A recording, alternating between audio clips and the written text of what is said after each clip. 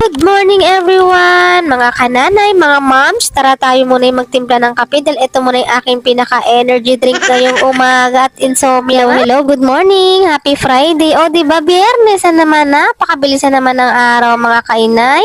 Kamusta naman ang araw nyo?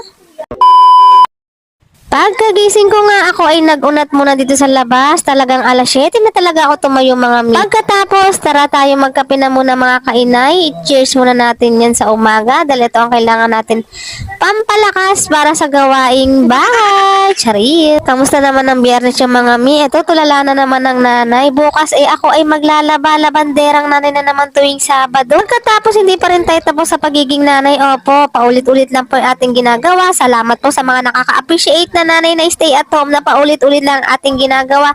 Laban lang po tayo at mag-iingat palagi. Salamat sa pagsama. Bukas po ulit. Follow for more vlogs. God bless!